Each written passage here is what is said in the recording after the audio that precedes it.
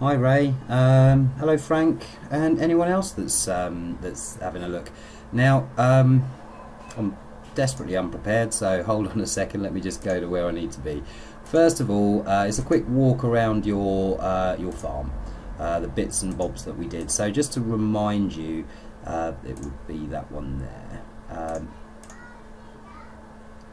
And in resources, yeah, so just to remind you, we did a flyover back in middle of June. Crikey how time flies. And took a series of shots. If I just preview these to get them a bit bigger, took a series of shots with plenty of overlap and did all the geotagging and everything like that. So we'll take you through the model. I'm not going to take you through the process because you already know how that one works. We'll just have a quick look at the model at large. So here's all the photos in there. There's about 411 in total, I think, and these were collected in 5 flights. So if we have a look, I've geotagged certain areas. This is what I call Frank's Fork, where the road forks off. If I have a look at the map, we might get a better view. This is where the road forks off towards Frank's. This is down on the ridge of the bottom stables. This is the gate around the corner. Several parts on the tennis courts there, and then finally a corner in the sand school, and that was done to level the scene off and so on and so forth. Now I did get some absolutely lovely shots of these might play back a little bit ropey. Noise. Let me just silence that out and bring that in and have a look at some of the shots. Frank had asked me to take some nice shots of the farm, just to promote the campsite really, so I thought this was quite a charming shot. I did wig the horses out a little bit, but they were alright. There's no harm there. Let's chuck that away, and there we go. So I thought that was really quite a lovely shot, but I should be mindful in future just in case there's people around horses like that. I don't really want to scare them and frighten or cause any injury. So the shot that I was most proud of, if we just come back and around, I think this is the right video anyway, was I took this is just literally just scanning left and right and left and right. So this is what gave us all of the detail in the hill. And if I just continue going, there we go. Was it this shot here? No, I think this was more of a sort of final scan. So if I bring up this video here instead, yes, this is the one.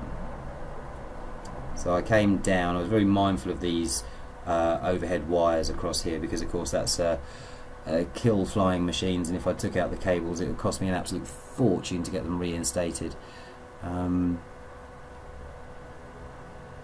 Where's the actual shot? And this is still just scanning. Is this the shot here? Yeah, here we go, I think. Yeah, so a really nice shot of the whole campsite looking out. Shows exactly whereabouts in the world we are.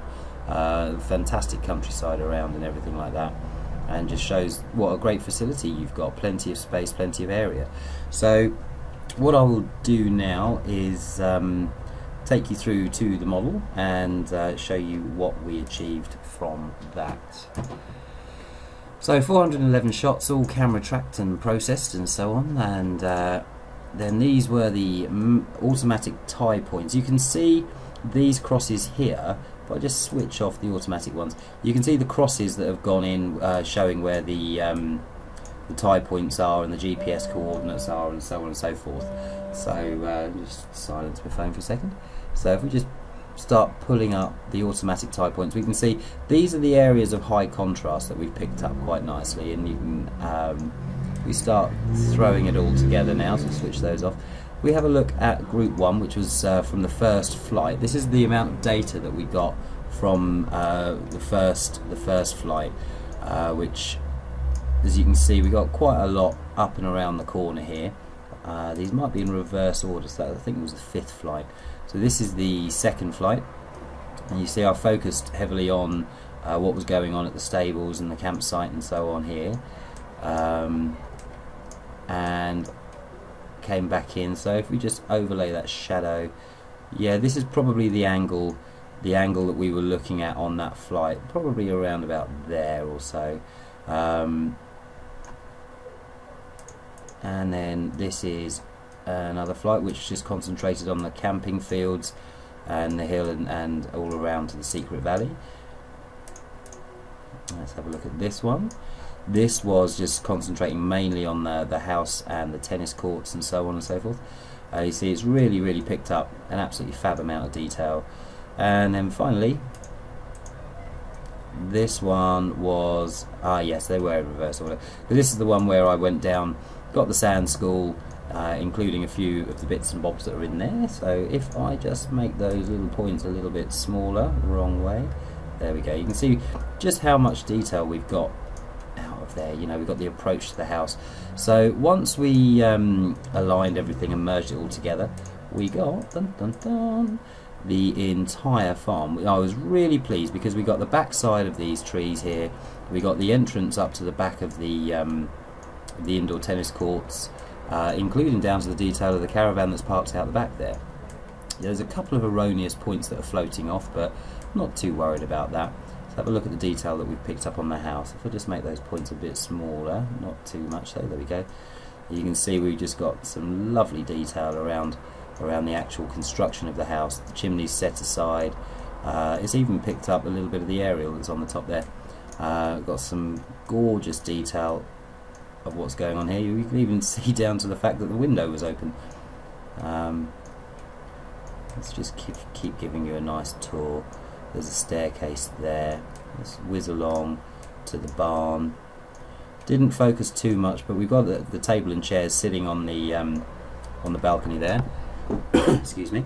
Again, I was a bit conscious because the chap at Mill House came down and had a word with me, the friendly bugger that he is, and threatened to shoot the device out of the sky if I flew over his property. As you can see, I took no data at all from his site at all, so if you do get to show him this, then just point out that he could have been involved and he's dipped out, and I'll probably never ever want to talk to him again, the rude person. So plenty of detail. It didn't pick up the light poles, but it's picked up the heads of the lights there at the right height. So let's just continue out down. We've got the ablutions blocks down here now, and in some places it's even picked up the actual nets of the tennis courts there. Let's continue on down and have another look, a little bit of an explore. There's not much for me to say really than just waffling around and having a good look at what's what. We've got that lovely little tree line in there. You'll see I didn't do too many low sweeps because just because of the amount of people, I didn't want to upset them. So most of this was done between 200 and 400 foot. This was one of the GCPs, one of the ground control points just here, where I've got some really good data, and you'll see that we've actually got some ghosting. This car was there on one shot and was there on the other shot, so it's put it in on both. Another good example of that is down here where we've got a van which is as good as see-through. This was my car parked there, and then this van was there at the beginning and wasn't there at the end, hence we've got a lot of ghosting on that. Let's just try, there we go. So we got the profiles of the steps, a little bit murky and misty, but it's actually done quite a remarkable job. Let's have a look around the back. We've got the path all up the back here. Again, I didn't focus too much on this area. That wasn't my primary concern. It was the campsite and the house. But from that flight where the horses were, we got some quite good data here, and believe it or not, they're actually ghostings of the horses. It's just picked up there. So we've got all of that hill, we've got Frank's a little bit here, and what I'm really pleased about is, due to the nature of how we swept it, we've got quite a lot of the back data as well as the front data there. So then that's the top yard there. Fantastic amounts of data here, and arguably from end to end, this model from the corner of the boundary line here all the way down, the one bit that I haven't got is all up here, but I can easily amalgamate that from another flight. But what I was really pleased with is how it shows off the profiles of the hills and and how it really just shows the lovely shape of where the river once would have flown through there and cut that around, and that lovely curved valley there down at France's bottom there. I'll just thicken these dots up just a little bit.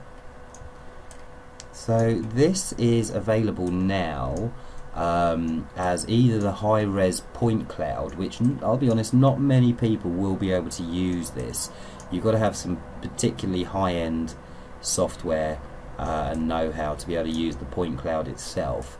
But it's a good record of what actually happened. So we have actually, I've generated from this what's called a triangle mesh, which is a low resolution simplified mesh of the area. So essentially it's as if you've laid a tablecloth over the whole thing, and this is much lower res in terms of its geometry. It's just going to take a few seconds to load, and this is probably going to be more use to most planners or architects or things, because this will drop into a lot of different softwares. I'll just bring up the tie points just to give us a visual reference. So that's these are the points which are absolutely ascertained to be perfect. So there's very few errors.